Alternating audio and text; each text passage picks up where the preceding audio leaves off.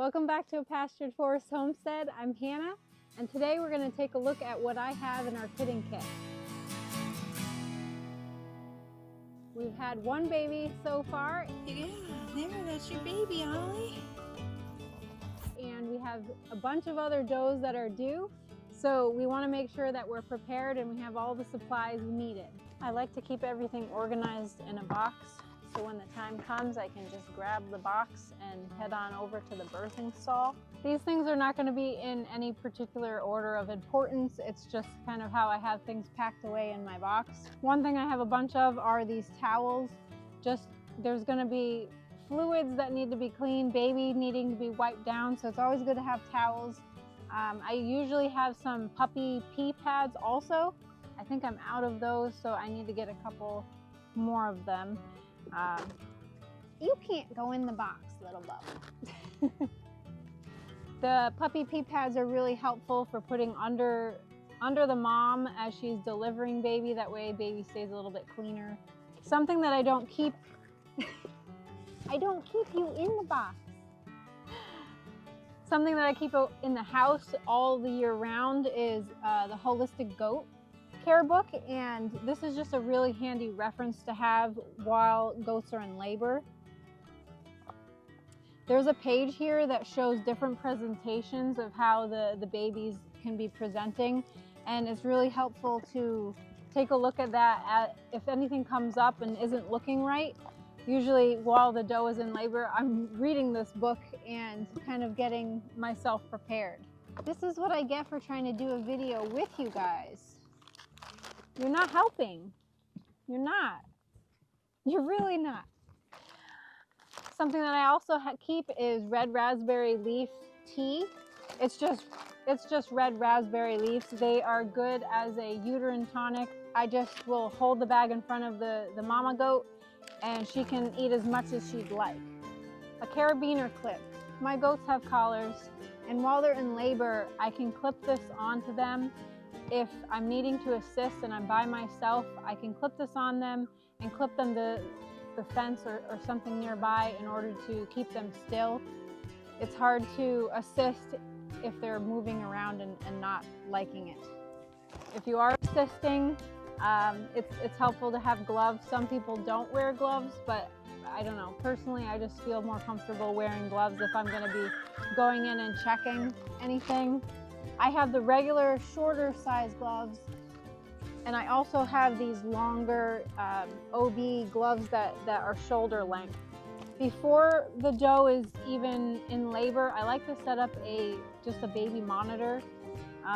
This is from my kids when they were babies, and it just gives me that peace of mind that if at night I'm sleeping and I start hearing a goat scream, I can run out here. I also have the barn Wi-Fi cameras, but it helps me out to relax a little bit, because the Wi-Fi camera I have to be looking at and have my phone on constantly, and it's just I prefer having this as just a backup. Once baby is born, sometimes you need to suck out any mucus. I'm going to be trying the nose Frida this time. I usually have one of those bulb syringes, but that thing is really nasty. Basically, you're putting this in the nose or mouth and sucking, and there's a filter in here, so you know that it's not going to come in your mouth. But I've heard really good things about this to make sure that you get enough suction power to really help that kid, especially if they're struggling. You don't have a lot of time sometimes to help them out. I keep my hair dryer in my kidding kit. This is really helpful to dry off kids once they're born. And since I stopped using it for my own hair, I just decided to keep it with my kidding supplies. Thermometer. This is a must whether you have a doe that's pregnant or just goats in general. You need to have a thermometer, and not just one thermometer, not just 2 thermometers, but I have 3 thermometers, because this last time I had just these 2. And they were not functioning correctly. Ollie needed some help. She was acting off. I needed her temperature, and I was getting different reads. So after changing the batteries, they started working. But I now have a backup for my backup. So it's really good to have a thermometer. At least one. You have to have at least one.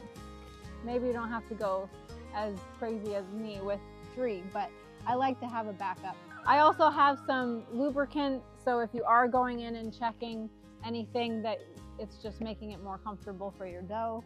It's going to be hard enough as it is, so that really does help. I just recently got Tums. I've heard this is really helpful if your dough is like stalling, and I'm kind of wishing I had them for when Ollie was in labor, because I think this would have helped, but I did not have any. Once the kids are delivered, they're going to have their umbilical cord, and you're going to want to either dip it or spray it with iodine. You can also, if it's super long, you can tie it off with some unscented floss or some really fine thread. Are you helping? A couple other things that I keep on hand: vitamin B oral gel. This helps with if they're not feeling like eating, and giving them kind of a boost after delivery. If the mom doesn't want to let the babies nurse, it's always good to have a couple bottles and nipples on hand. And I haven't had to bottle feed yet, but it is helpful to have just in case. Because if it's 1 o'clock in the morning, you can't really be running out to places all the time. Last couple things that I have are selenium and vitamin E gel. Sometimes kids will be born and they are showing signs of selenium deficiency, same with the mom, and this is something good to have on hand.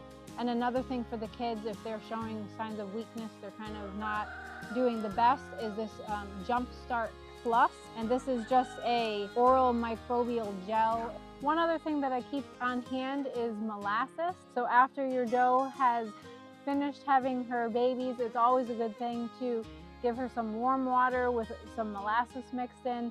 That's going to help her to get her energy back, help her and encourage her to drink that water that she really needs with all that fluid loss. Well, that's it, you guys. That's what's in our kidding kit. I hope you found this video helpful, and if you liked it, don't forget to hit that like button and subscribe below for more homesteading content.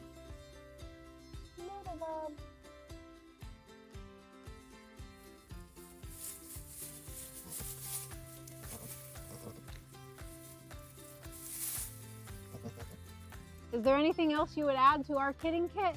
Leave a comment below and let us know. Until next time, happy homesteading.